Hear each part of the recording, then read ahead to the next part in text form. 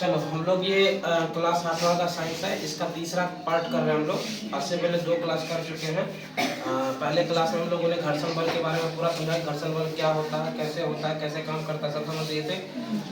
दूसरे क्लास में हमने समझा था घर्षण को प्रभावित कैसे किया जा सकता है, ठीक है। उसके लिए हमने 7 पॉइंट कवर कर लिया था कि उसमें कौन कौन से चीज़ से उसको क्या कहा जा सकता है, प्रभावित किया जा सकता है, किसको, घर्षण बल को प्रभावित किया जा सकता है। आज हम लोग समझते हैं कमानीदार तुला क्या होता है, और स्थैतिक घर्षण, सर्पी घर्षण क्या होता है, और आज बात करने वाले घर्षण हानिकारक परंतु अनिवार्य है क्यों, ठीक है। इसको हम लोग अगले क्लास में कवर करने वाले हैं। तो सबसे पहले देख लेते हैं कमानीदार तुला।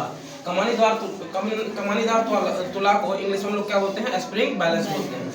क्या बोलते हैं, स्प्रिंग बैलेंस बोलते हैं।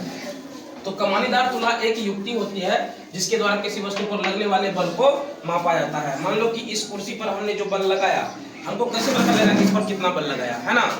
या मैं इस बोर्ड को अगर आगे खींच रहा हूँ तो मुझे कैसे पता चलेगा कि मैं इसमें कितना बल लगा रहा हूँ। तो उसके लिए हम लोग क्या प्रयोग करते हैं, कमानीदार तुला का प्रयोग करते हैं, जिससे हमको ये पता चलता है कि किस वस्तु पर कितना बल लगाया जा रहा है, ठीक है। दूसरा पॉइंट हमने लिखा है कि इसमें एक सर्पिल कमानी होती है जिसमें बल लगाने पर प्रसार होता है। इसमें एक इस प्रकार की, इसके अंदर अगर तुम देखोगे तो एक इस प्रकार की सर्पिल कमानी होती है, ठीक है ना। अगर तुमको याद होगा तो ये ऊपर में ज्वाइंट रहता है, ये नीचे में ज्वाइंट रहता है, ठीक है। इसी को जब खींचा जाता है ना, यहाँ पे एक ऐसे नुकीली बनी रहती है, इसको जब खींचा जाता है तो ये क्या होता है, इसका प्रसार होता है। क्या होता है, इसका प्रसार होता है, ठीक है। कमानी की माप इसके असंकित पैमाने पर चलने वाले संकेतक द्वारा की जाती है। अच्छा तुम देखोगे इसको एक ऐसे कवर किया रहता है टीन के डब्बे से, है ना। टीन का डब्बा ऐसा बना रहता है लेकिन बीच में हल्का सा खाली रहता है ना। उसके द्वारा अब वो जहां तक पहुंचता है ना, जहां तक पहुंचता है तो उसके द्वारा हम लोग क्या करते हैं, माप लेते हैं कि इस पर कितना बल लगाया गया। समझ में आई बात। अब दूसरा चीज है स्थैतिक घर्षण एवं सर्पी घर्षण। किसको करते हैं, तो सबसे पहला स्थैतिक घर्षण को इंग्लिश में हम लोग क्या बोलते हैं, स्टैटिक फ्रिक्शन बोलते हैं, और सर्पी घर्षण इंग्लिश में हम लोग क्या बोलते हैं, स्लाइडिंग फ्रिक्शन बोलते हैं। क्या कहते हैं, स्लाइडिंग फ्रिक्शन कहते हैं। तो सर्पी घर्षण में एक क्वेश्चन हम लिखे हैं कि स्थैतिक घर्षण में एक क्वेश्चन हम लिखे हैं कि स्थैतिक घर्षण की माप कब कर सकते हैं, है ना। जो स्थैतिक घर्षण है इसकी माप हम लोग कब कर सकते हैं, क्योंकि कमानीदार तुला तो पढ़ चुके हैं कि मापना कैसे है, लेकिन जब स्थैतिक घर्षण होगा तो उस समय उसकी माप कैसे की जाती है। तो स्थैतिक घर्षण की माप जब वस्तु गति करने की अवस्था में पहुंच जाती है तथा समरूप वेग से गति करती है, उस स्थिति में घर्षण बल की माप कर सकते हैं।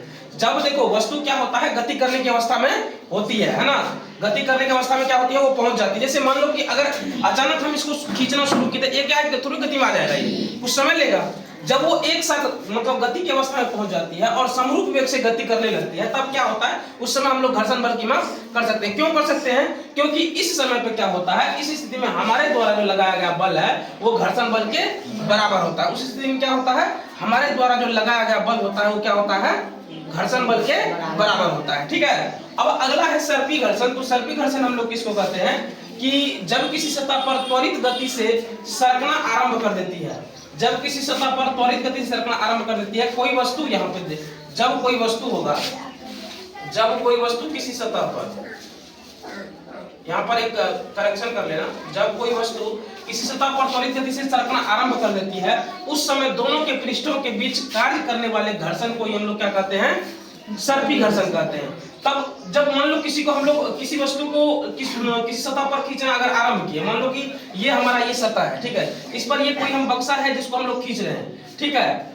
तो उस समय क्या होता है, दोनों पृष्ठों के बीच मतलब इस बोर्ड और इसके बीच कोई ना कोई घर्षण तो काम कर रही होगी, इस दोनों के बीच जो घर्षण काम करते हैं उसी को हम लोग क्या कहते हैं, सर्पी घर्षण कहते हैं। लेकिन एक चीज और याद रखने वाली बात है कि सर्पी घर्षण बल का मान जो है स्थैतिक घर्षण बल की अपेक्षा कम होता है। ये हमेशा ही होता है, जो सर्पी घर्षण बल का मान होता है वो स्थैतिक घर्षण बल की मतलब अपेक्षा में क्या होता है, कम होता है, ठीक है। घर्षण हानिकारक परंतु अनिवार्य है क्यों, इसको हम लोग अगले क्लास में कवर करने वाले हैं कि ये घर्षण से हानि क्या है। हानि है तो फिर भी हम लोग वहां पे घर्षण का क्यों उपयोग कर रहे हैं, उसको हटा क्यों नहीं देते, लाभदायक है तो क्यों है, ठीक है। इस सारे के बारे में हम लोग कल डिस्कस करने वाले हैं, ठीक है। फिलहाल आज के लिए इतना है।